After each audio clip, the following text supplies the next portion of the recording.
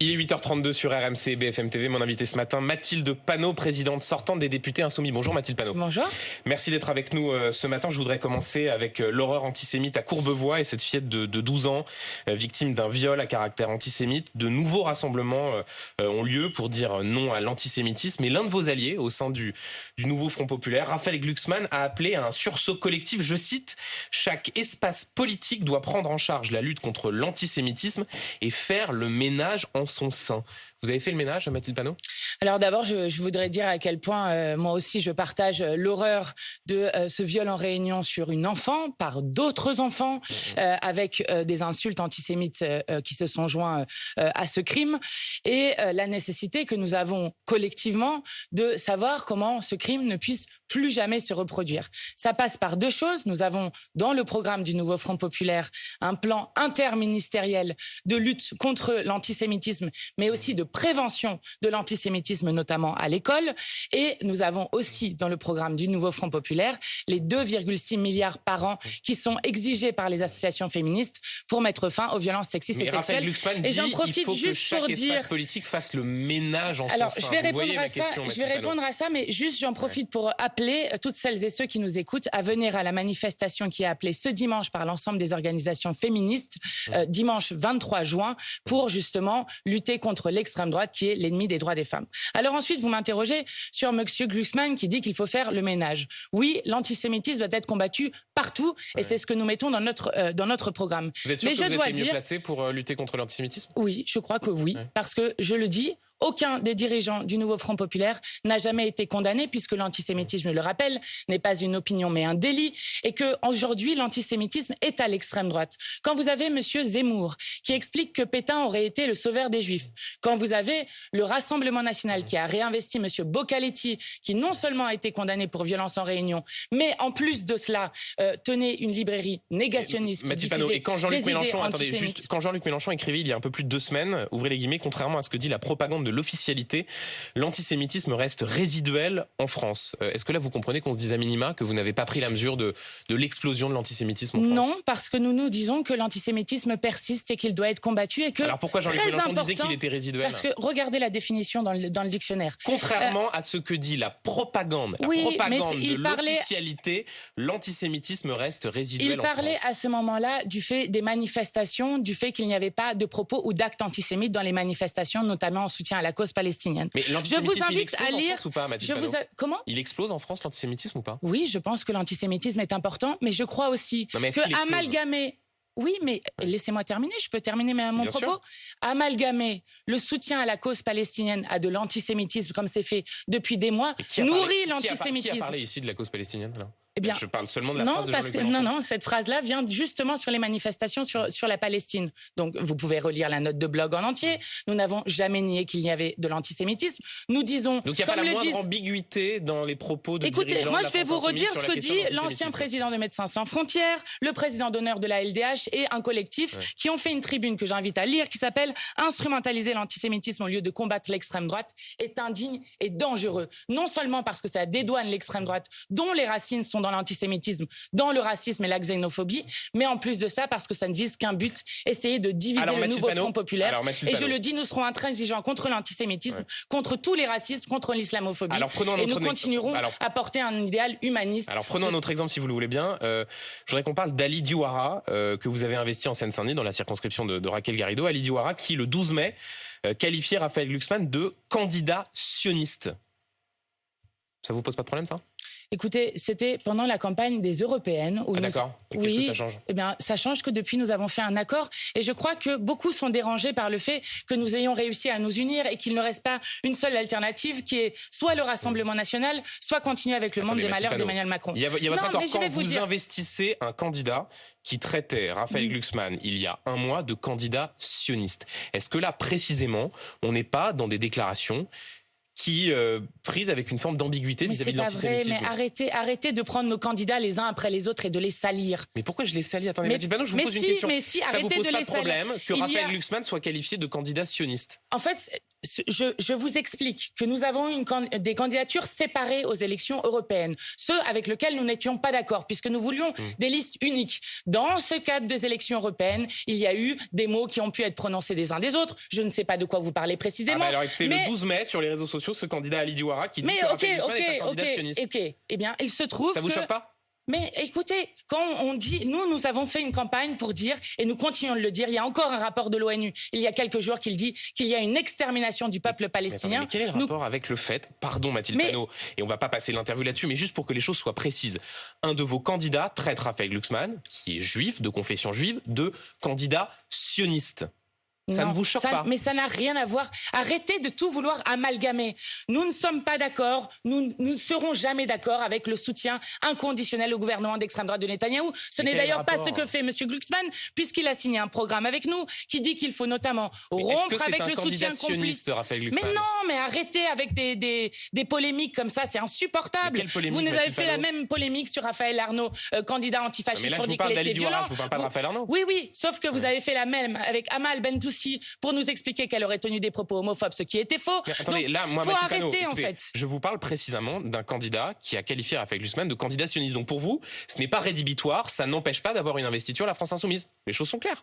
Mais écoutez, nous avons fait le nouveau Front populaire. Le nouveau Front populaire a un programme, notamment sur la question de l'international, de l'Ukraine, de Gaza, autour du cessez-le-feu en Ukraine et à Gaza. Et donc, nous sommes d'accord sur les termes que nous avons utilisés dans ce programme. Et le candidat dont vous parlez est aussi d'accord avec ce programme-là et le fait de faire Front populaire ensemble contre l'extrême droite. Et maintenant, j'aimerais qu'on arrête de stigmatiser nos candidats les uns après les autres, comme si le problème était du côté du nouveau Front populaire. Nous avons un danger autour de l'extrême droite. Est-ce que vous parlez des propos sans cesse qui ont été dits par l'extrême droite? Vous les avez cités? Oui, vous les avez cités, ceux par exemple qui ont été désinvestis par l'extrême droite, ceux par exemple qui disent qu'on arrête de construire des mosquées, je suis OK pour les faire sauter. Vous avez parlé du candidat qui est le maire de Cholet, qui dit Hitler aurait dû tuer plus de tziganes. Mathilde Panot, vous savez, cet exercice sur les candidats qui sont investis, on le fait depuis plusieurs années sur les candidats investis par le Rassemblement national. Mais je constate simplement que quand il s'agit de regarder à la loupe vos candidats,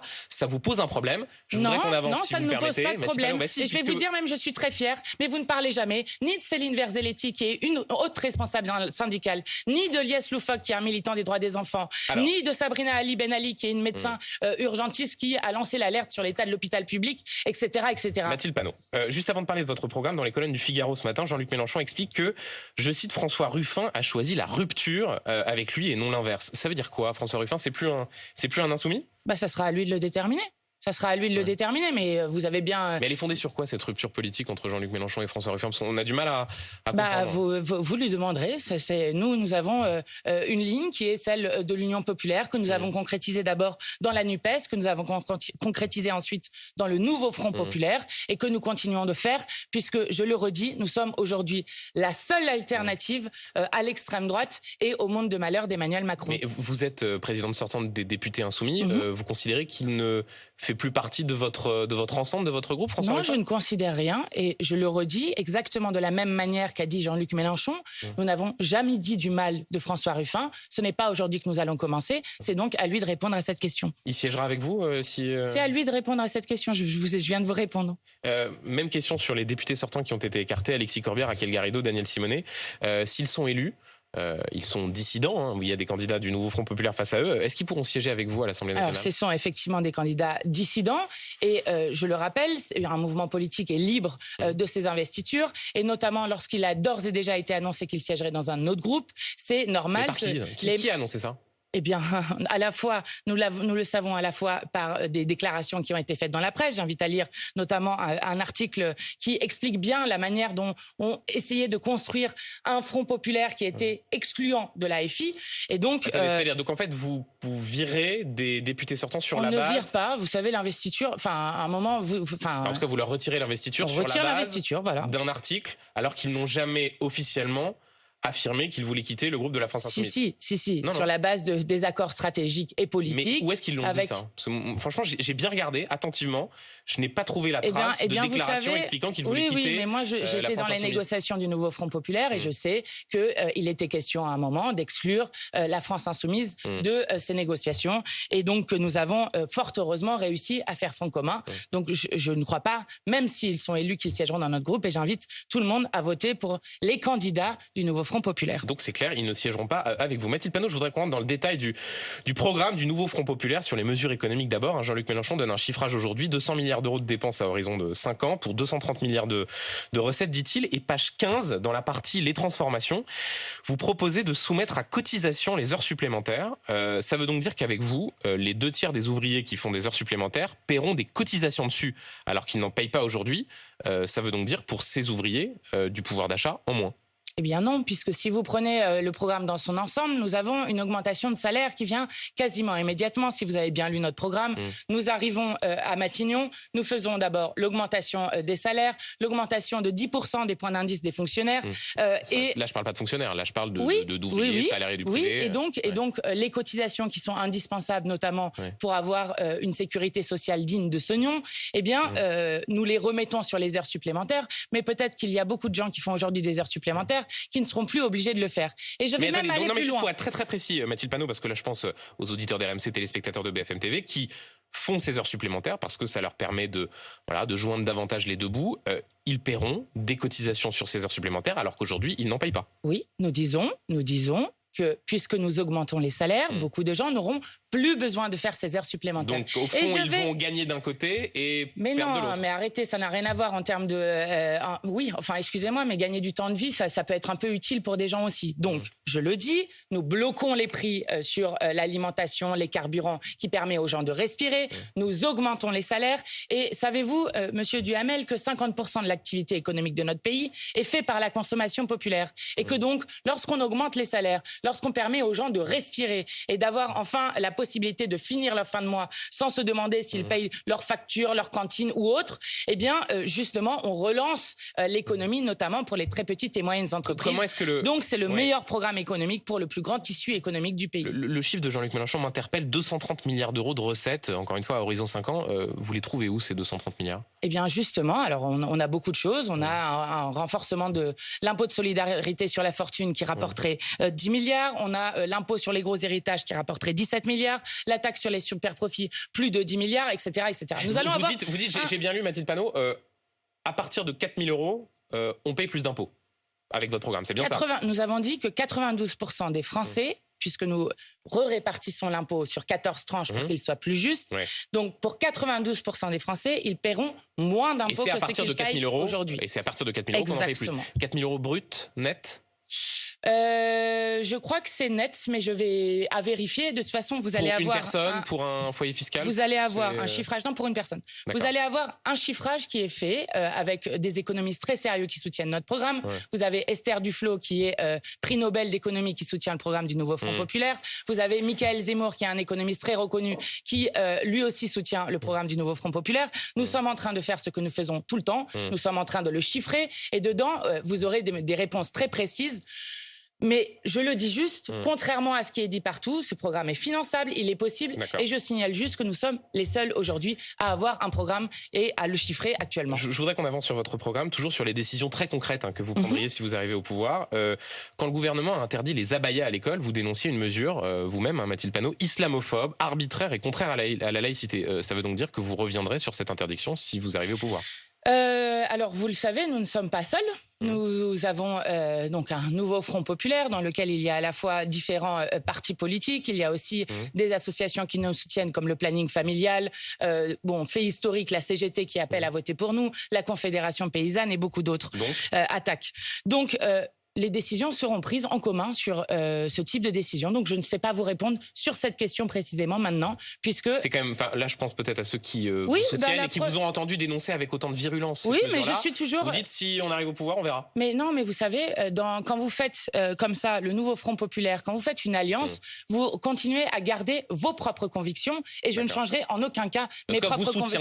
Vous soutiendrez l'idée d'abroger cette interdiction? Bien sûr, on la soutiendra, mais ce que je dis, c'est que ce que nous avons avons mis dans le programme, c'est que dès la rentrée, l'école sera réellement gratuite, ce qui représente 8 milliards d'euros si vous vous intéressez au chiffrage et qui permettra d'avoir la cantine gratuite, les transports scolaires gratuits, les fournitures gratuites. Toujours sur votre programme, si vous arrivez au gouvernement, c'est votre ministre de la Défense qui aura la capacité de signer ou pas l'envoi d'avions Mirage en Ukraine, promis au président Zelensky.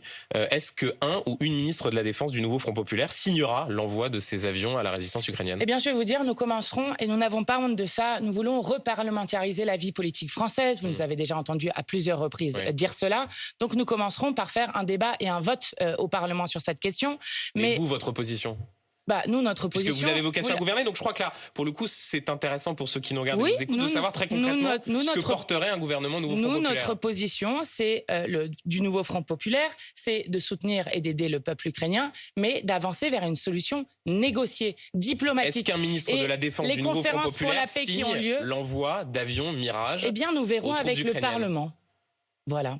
Et la France Insoumise, qui a vocation à être le principal groupe en termes de répartition, vous le dirigez, qu'est-ce qu'il soutiendra alors? Eh bien, nous sommes, je l'ai dit, opposés à ce qu'on envoie des troupes en Ukraine, ce qui n'est pas le cas de tout le monde. Et nous sommes opposés à devenir co-belligérants dans ce conflit. Sur les avions Mirage? Eh bien, je le dis, nous verrons avec le Parlement. Vous voulez que je vous réponde, répète ça combien de fois? Non, mais donc vous ne savez pas, en l'état? Non, c'est pas qu'on ne sait pas, c'est que nous verrons avec le Parlement.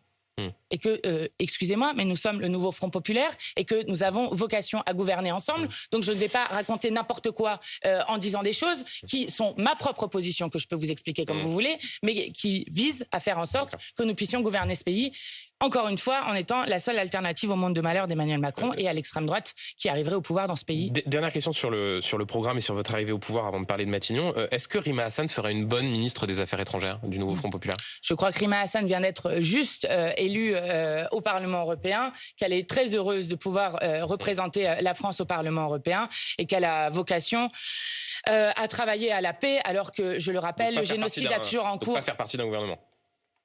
Écoutez, je ne crois pas qu'elle l'ait demandé spécifiquement. Après, on verra. Vous savez, tout est possible dans la vie. Mais là, pour l'instant, ce que nous voulons faire, dès notre arrivée au pouvoir, c'est reconnaître l'État de Palestine pour faire avancer la paix au Proche-Orient, pour la paix et la sécurité du peuple israélien et du peuple palestinien, qui est toujours en voie d'extermination. C'est l'ONU qui le rappelle. Mathilde Panot, on ne sait toujours pas qui sera le Premier ministre si le Nouveau Front Populaire obtient une majorité le 7 juillet. Sondage Odoxa pour le Figaro. Pour 79% des Français, Jean-Luc Mélenchon est un handicap pour votre coalition de gauche. Est-ce que ça le disqualifie pour Matignon? Moi, je trouve qu'un handicap qui a fait 22% aux élections présidentielles est un handicap plutôt fort pour nous.